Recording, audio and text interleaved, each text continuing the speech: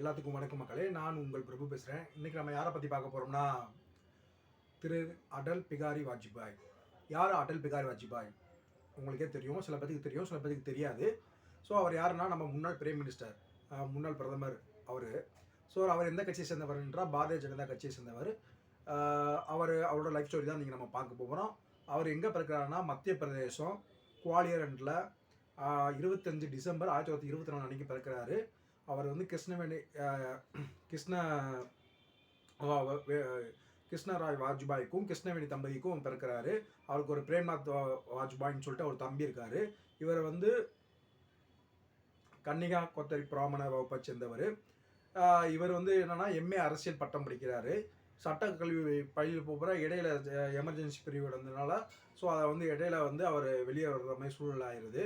98 to 99 வந்து மொத்தம் 13 மாதங்கள் வந்து பிரதமராக பதவி வைக்கிறாரு. அதுக்கப்புறம் வந்து அவர் ஆட்சி கலைக்கப்படுது. இடைப்பட்ட இந்த 2 வருடங்களையும் அவர் ஆட்சி கலைக்கப்படுது.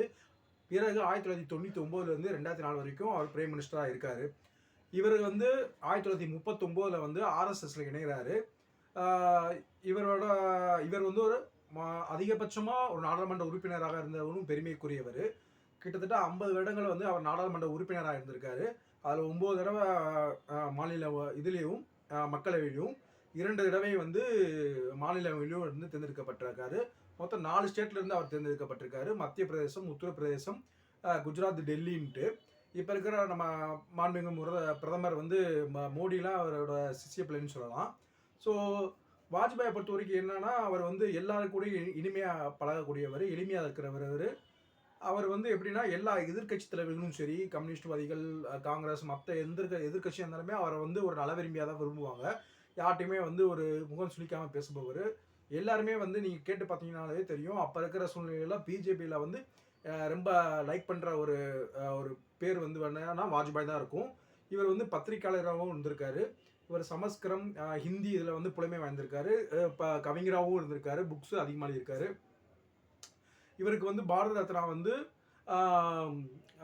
27 மார்ச் 2015 கொடுக்குறாங்க. பாரத ரத்னா விருது கொடுக்குறாங்க அவருக்கு. ஸோ இவர் காலகட்டத்தில் தான் நம்மளுக்கு வந்து இப்போ நம்ம இருக்கிற ஹைவேஸ் ரோடு இருக்குல்ல, அந்த ஹைவேஸ் ஃபோர்வே, அந்த ஃபோர்வே வந்து இவர் காலத்தில் தான் திட்டம் வகுக்கப்பட்டதாகவும், தங்க நாற்கரச்சாலை அப்படின்ற மாதிரியும் திட்டங்கள் வகுக்கப்பட்டதாக சொல்லி போட்டதாகவும், இவர் காலகட்டத்தில் தான் ஐடி வந்து பூமானதாகவும், ஐடி இண்டஸ்ட்ரி வந்து பூமானதாகவும் சொல்கிறாங்க.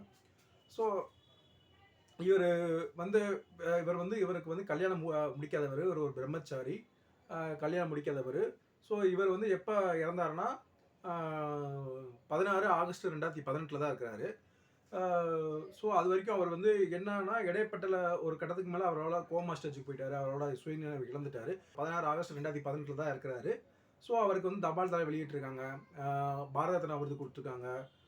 மிக முக்கியமானது என்னன்னா, அவர் வந்து ஏபிஜே அப்துல் கலாமோட மிக நெருங்கிய நண்பர்.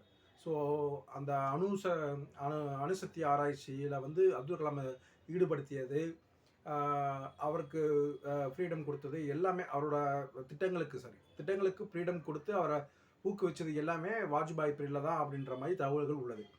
ஸோ இதுதான் நம்ம திரு அடல் பிகாரி வாஜ்பாயோட லவ் ஸ்டோரி.